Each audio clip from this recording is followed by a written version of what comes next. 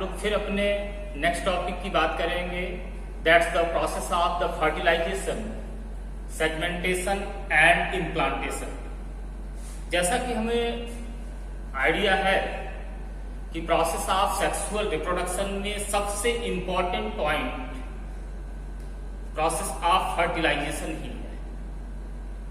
Entirely process of sexual reproduction के 3 segments में divide करते हैं हम, pre fertilization events, fertilization and तीसरा है पोस्ट फर्टिलाइजेशन इवेंट्स।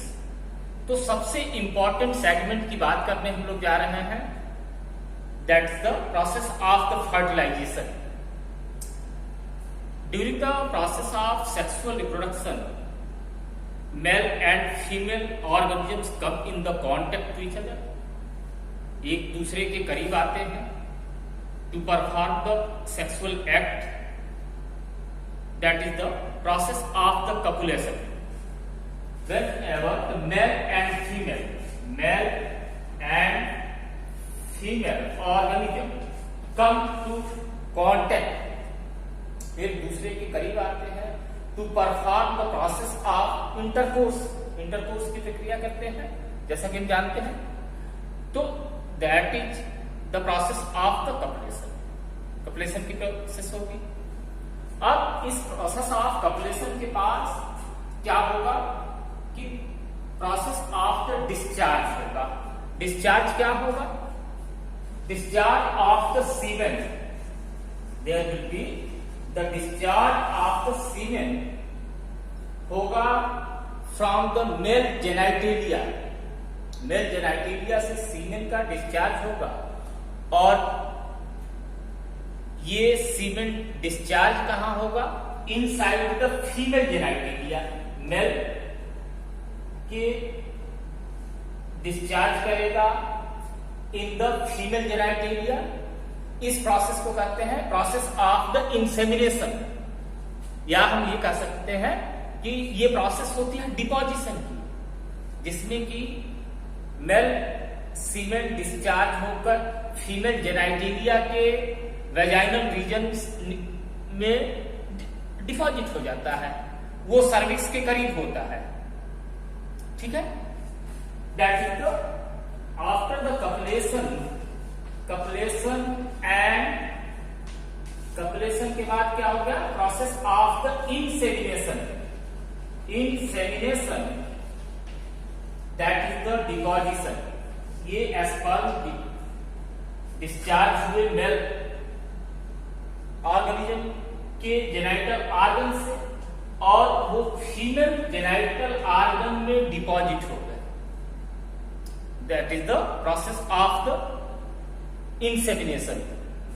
और इस प्रोसेस ऑफ इंसेमिनेशन में approximate at the time of a single discharge near about 200 to 300 million sperms discharge होते हैं, जैसा कि हम लोगों ने प्रोसेस ऑफ स्पर्मेटोजेनेसिस में पढ़ा था। तो स्पर्म डिस्चार्ज हुए और स्पर्म डिस्चार्ज होने के बाद वो डिपॉजिट हो गए कहां? तो फीमेल जेनाइटेलिया में। ये प्रोसेस है इंसेमिनेशन।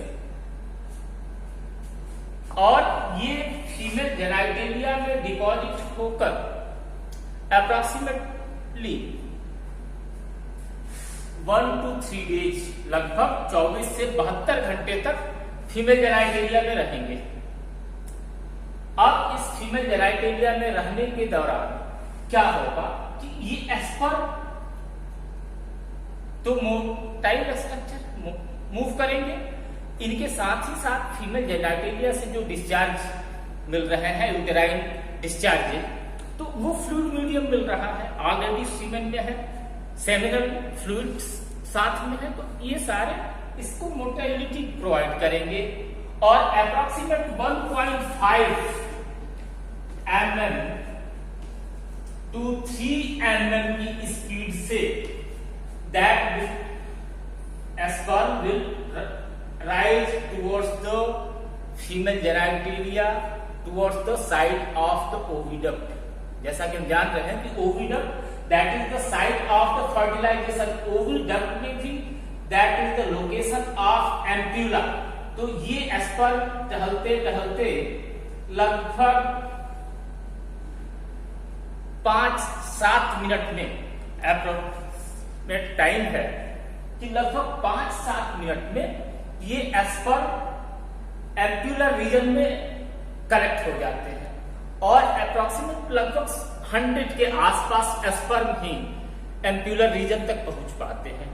डिस्चार्ज हुए 200 से 300 मिलियन, लेकिन वहां तक कितने पहुंचे तो अप्रोक्सीमेट 100 के आसपास 100 number of sperm reach till the ampullar region of the oviduct. Okay, sperm की एंट्री हो गई, ओवम भी डिस्चार्ज होंगे, ओव्यूलेशन की प्रोसेस हुई और क्या होगा, प्रोसेस ऑफ ओव्यूलेशन।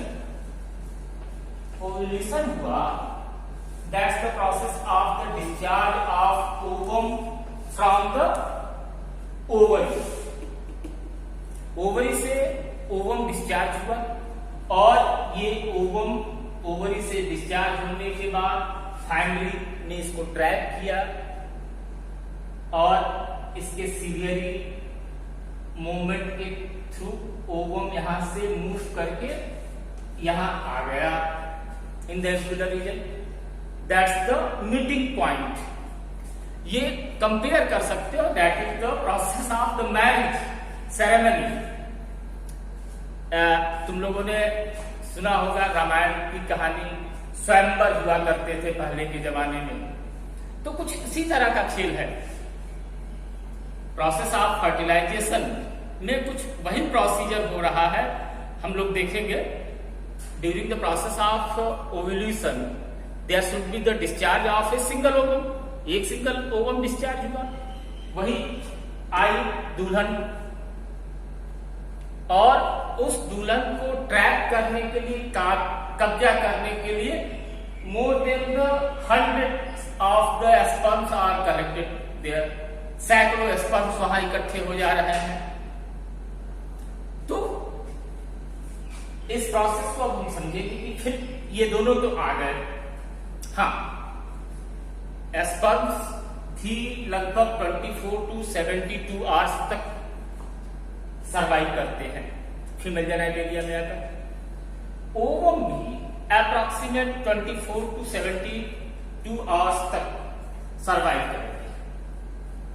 दोनों का सर्वाइवल टाइम तो लंबा है, but the process of successful fertilisation that is within the 24 hour of the discharge, 24 घंटे के अंदर ओवम डिस्चार्ज हुआ और इसका फर्टिलाइजेशन हो गया। स्पर्म से मीटिंग हो गई, तभी ये सक्सेसफुल फर्टिलाइजेशन होगा, अदरवाइज ये प्रोसेस ऑफ फर्टिलाइजेशन सक्सेसफुल नहीं होता। यही वजह है कि most of the time, most of the population successful fertilisation की तरफ नहीं बढ़ते। इसको गौर करना पड़ेगा कि लगभग 72 आवर्स स्पर्म की भी सर्वाइवल टाइमिंग है और ओवम की भी सर्वाइवल टाइमिंग 72 आवर्स तक की है। बट जैसे अक्सर तुम लोगों ने देखा होगा मेडिसिन वगैरह या FMCG के प्रोडक्ट्स पर लिखा होता है बेस्ट बिफोर। तो best before 24 hours that is the suitable time किसके लिए होता है, तो फर्टिलाइजेशन के लिए होता है, अदरवाइज फर्टिलाइजेशन सक्सेसफुल नहीं होता। उसमें भी कुछ लोग रिसेंट रिसर्च में ये बता रहे हैं कि बेस्ट टाइमिंग होती है ओवम के डिस्चार्ज के 6 आवर्स तक फर्टिलाइजेशन की, but in general 24 hours he majority of population biologist consider करते हैं, डॉक्टर्स भी कंसीडर कर रहे हैं 24 आवर्स का टाइम का। ओके, तो अब ये प्रोसेस ऑफ फर्टिलाइजेशन कहां होगी, that should be in the ampullar region of the oviduct. अब इस प्रोसेस ऑफ फर्टिलाइजेशन के एंटायर इवेंट्स क्या क्या है, दोनों यहां इकट्ठे हो गए हैं, स्पर्म और ओवम। फर्टिलाइजेशन क्या है, ये बात एक लाइन में कर ली जाए। The process of fusion of male gamete that is the sperm and female gamete that is the ovum. Both are the haploid structures. ये दोनों हैप्लॉइड स्ट्रक्चर हैं। कौन कौन? मेल गैमेट और female gamete. There fusion for the formation of a diploid structure of zygote. Simply हम क्या define कर सकते हैं? Fertilisation is the process of the fusion of haploid male gamete that is a sperm and female gamete ovum for the formation of a diploid structure of zygote. Okay? तो अब देखते हैं fertilisation के events. Entire events of the fertilisation को हम लोगों ने 5 steps में डिवाइड करके हम पढ़ सकते हैं। पूरे प्रोसीजर को हम 5 स्टेप्स में डिस्कस कर सकते हैं। यहां एक बात मैं बता देना जरूरी समझता हूं कि आप लोगों को एनसीईआरटी में इतना डिटेल डिस्क्रिप्शन नहीं मिलेगा। थोड़ा हम लोग डिटेल पढ़ेंगे तभी हमारे लिए ये अच्छा होगा कि कॉम्पिटिटिव एग्जाम्स में ज्यादा इंपॉर्टेंट इसका रोल है और बेनिफिट होगा। एनसीईआरटी बहुत अच्छी बुक है हमारे लिए, बिल्कुल उसी बेस पर हमको चलना है, लेकिन उसके साथ साथ हमें ये ध्यान देना होगा कि हमारे पास कुछ एक्स्ट्रा नॉलेज होगा, तभी हम कॉम्पिटिटिव एग्जाम्स को फेस कर पाएंगे और एनसीईआरटी में भी बेहतर से कर पाएंगे मार्क्स। ओके, तो आते हैं देखते हैं। Entire procedure of the fertilisation को 5 स्टेप्स में डिवाइड किया गया। कौन कौन से? First one that is the acrosomal reaction. हमें मालूम है कि स्ट्रक्चर ऑफ स्पर्म का जो हेड रीजन है वहां पर एक स्ट्रक्चर एग्जिस्ट करता है एक्रोजोम। अब एक्रोजोम्स का रोल क्या है? तो एक्रोजोम्स are responsible for the production of the lysine enzymes। जो lysine enzymes इस कोरोना रेडिएटा और जोना पेलुसिडा रीजन, जो ये प्रोटेक्टिव स्ट्रक्चर है, हमको ये भी मालूम है कि जो ओवम डिस्चार्ज होकर यहाँ आया वो फंडामेंटली क्या है, वास्तव में है क्या? तो वो सेकेंडरी oocyte है। अब इस सेकेंडरी oocyte के स्ट्रक्चर में प्रोटेक्टिव लेयरिंग है किसकी? जोना पेलुसिडा और कोरोना रेडिएटा। ये कोरोना रेडिएटा का स्ट्रक्चर है, रेज लाइन का स्ट्रक्चर जो दिखाई पड़ रहा है, इन दोनों का काम इसको प्रोटेक्ट करना है। अब इस प्रोटेक्टिव कवरिंग को तोड़ के इसमें एंट्री करनी, ये स्पर्म का फंक्शन है। स्पर्म तो है सेकंड, तो इनमें से जो सबसे ज्यादा कैपेबल होगा स्पर्म, वही सक्सेसफुल होगा किस काम के लिए? तो प्रोसेस ऑफ फर्टिलाइजेशन को परफॉर्म कराएगा। तो एक्रोजोमल रिएक्शंस में हम बात करेंगे एंजाइम्स। एंजाइम्स सिक्रीट होंगे किससे? तो एक्रोजोम्स एंजाइम सिक्रीट करेगा। और all the enzymes are the lysine enzymes। इनका प्रोसेस क्या होगा? That is the process of the lysis of corona radiata and zona pellucida। Okay, तो ये एंजाइम्स 3 कैटेगरी में डिवाइड किए जा सकते हैं। 3 तरह के एंजाइम्स हैं। ये 3 एंजाइम्स हैं हाइलुरोनिडेज,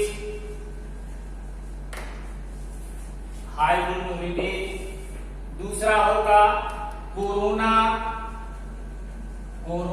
पेनिट्रेटिंग एंजाइम। ओके, तीसरा है जोना लाइसिन। या इसको कहते हैं एक्रोसीन। ये 3 एंजाइम्स हैं। ये तीनों एंजाइम्स कलेक्टिवली इस लेयर्स को, ये कोरोना रेडिएटा के लिए दूसरा वाला कोरोना पेनिट्रेटिंग एंजाइम इस रेडिएटा रीजन को डिजॉल्व करेगा और डिजॉल्व करने के बाद हम देख पा रहे हैं कि ये स्पर्म बहुत करीब आया है, ये भी स्पर्म करीब आ रहा है, ये स्पर्म सबसे ज्यादा करीब आ गया। तो इसने इस रेडिएटा रीजन को डिजॉल्व कर दिया और ये करीब पहुंच गया।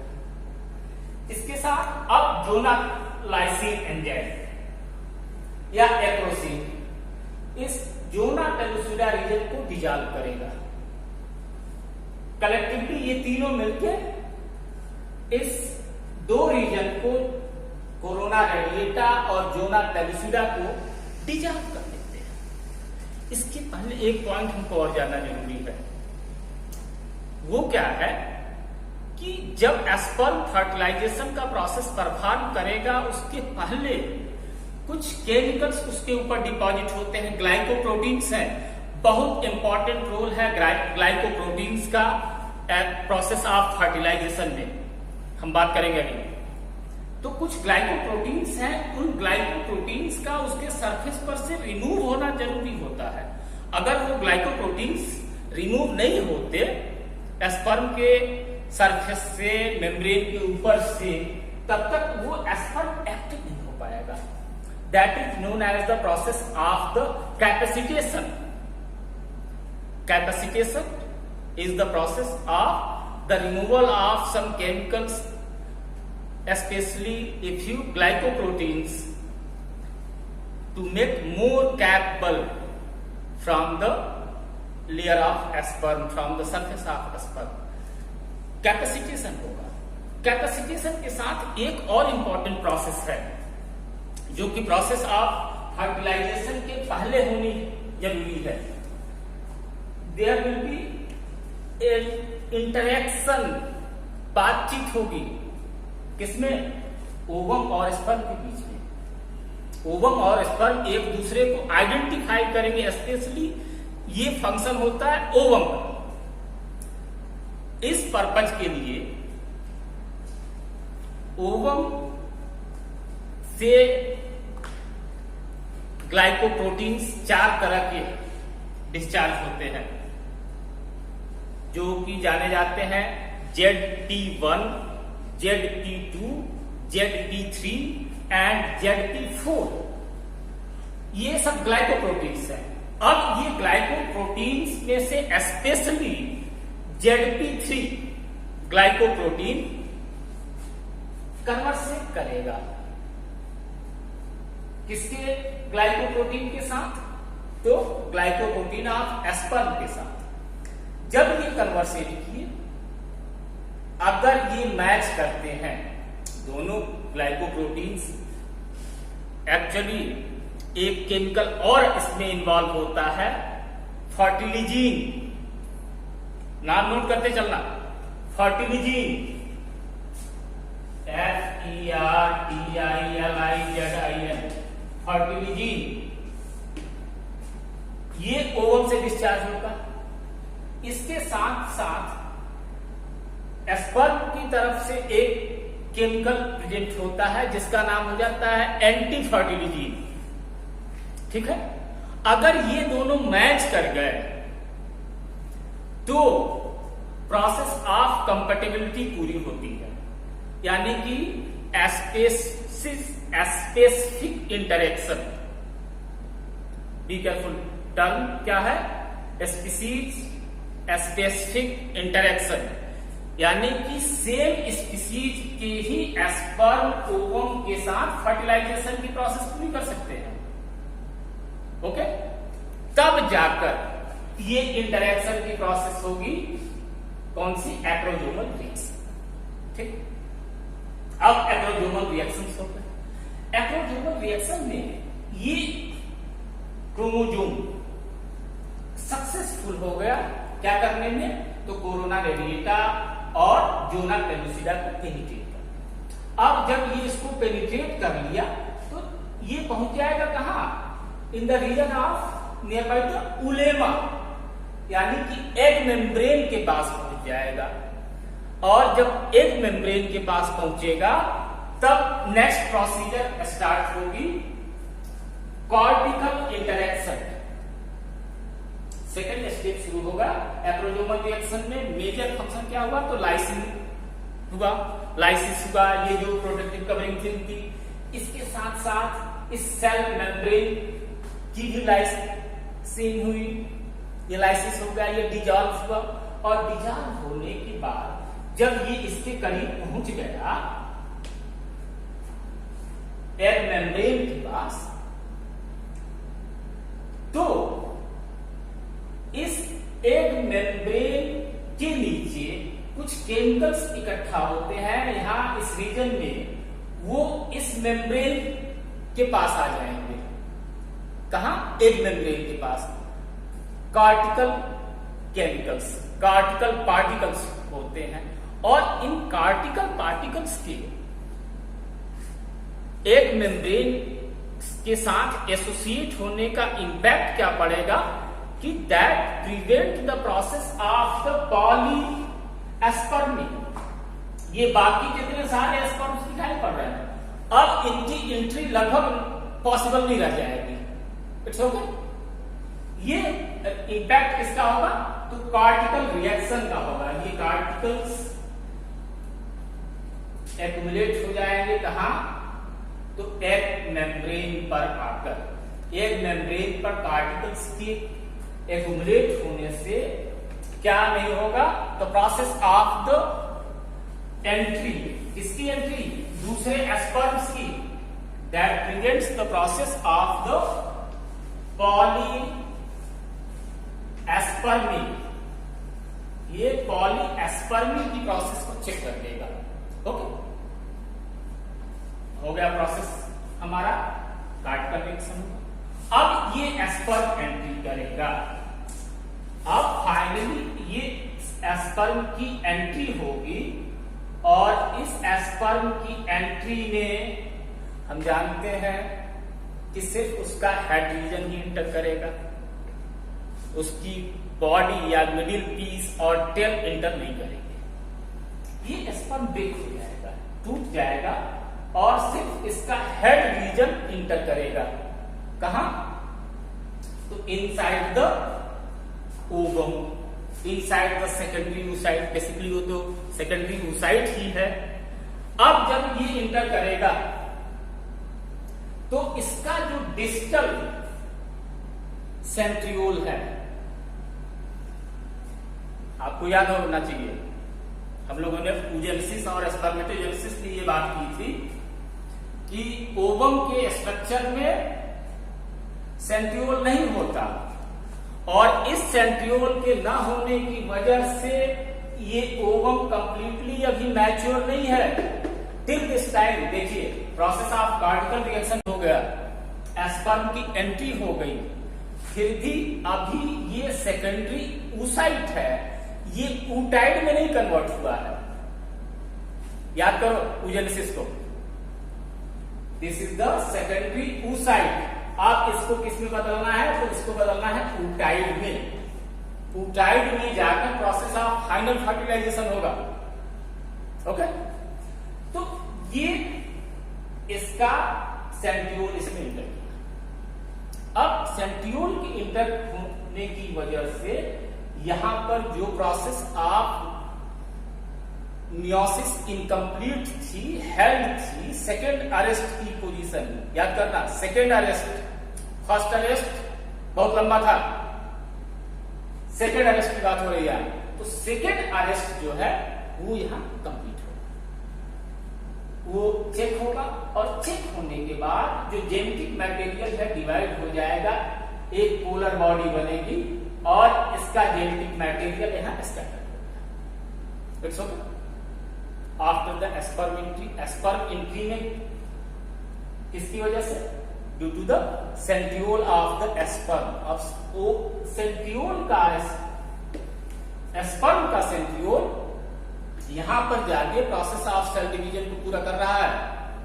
ओके, अब हेड रीजन इंटर कर गया, पोलर बॉडी अलग हो गई। अब जो ootyte बना, ये ootyte जो बना, इस ootyte का क्रोमोजोम जो है, हैप्लॉइड कंडीशन तो है, लेकिन वो अरेंज नहीं है, क्रोमोजोम्स अरेंज नहीं है, स्कैटर्ड पोजीशन में है। अब इस स्कैटर्ड कोडिफिकेशन की वजह से that is known as the female pronucleus. ये ऊटाइड क्या है? Ootid that is the female pronucleus. अब ये फीमेल प्रोन्यूक्लियस है, फीमेल प्रोन्यूक्लियस ऊटाइड। इस फीमेल प्रोन्यूक्लियस के साथ अब मेल प्रोन्यूक्लियस की मीटिंग होगी। अब final process of the fertilisation होने जा रहा है, that is the known as the karyogamy और एम्फीमिक्सिस। कैरियोगैमी और एम्फीमिक्सिस क्या हो रहा है? Process of the mixing of the male and female genetic materials. ये दोनों इस स्पर्म के और इस ओवम के जो जेनेटिक मटेरियल्स हैं, जो क्रोमोसोम्स हैं, हैप्लॉइड कंडीशन में है, वो एक दूसरे के साथ वाइंड अप करेंगे। There should be the pairing. जो हैप्लॉइड कंडीशन थी, जो 23 दोनों के हैप्लॉइड कंडीशन थी, वो अब पेयर्ड हो जाएंगे। फर्स्ट क्रोमोसोम फर्स्ट के साथ, सेकंड के साथ, थर्ड के साथ, इसी तरह 1 to 23 सबकी पेयरिंग हो जाएगी, सब एक दूसरे के साथ जुड़ जाएंगे। That is the process of the karyogamy और एम्फीमिक्सिंग। कैरियोगैमी और एम्फीमिक्सिंग क्या है process? That is the process of the union. Be careful, term जो यूज किया जाए, union of male and female pronuclei. Collectively nuclei, individually हम क्या कहते हैं? न्यूक्लियस। तो दोनों के प्रोन्यूक्लियस मिल गए और प्रोसेस ऑफ कैरियोगैमी और एम्फीमिक्सिंग। ओके, अब प्रोसेस ऑफ फर्टिलाइजेशन यहां जाके ऑलमोस्ट कंप्लीट होने की तरफ बढ़ रहा है। अब जब ये प्रोसेस ऑफ फर्टिलाइजेशन का लास्ट स्टेज क्या होगा? That is the activation of egg. Fertilisation हो गया, अब ये स्ट्रक्चर क्या बन गया? That is the structure of the zygote. Zygote formation होगा, डिप्लॉयड स्ट्रक्चर। अब इस डिप्लॉयड स्ट्रक्चर में को हम जाइगोट कहें या that is the fertilised egg कहें, फर्टिलाइज्ड ओवम कहें बेसिकली, तो ये फर्टिलाइज्ड ओवम हाईली एक्टिव हो जाता है। प्रोसेस ऑफ जो सेलुलर रेस्पिरेशन है और मेटाबॉलिज्म की रेट है बहुत तेज हो जाती है।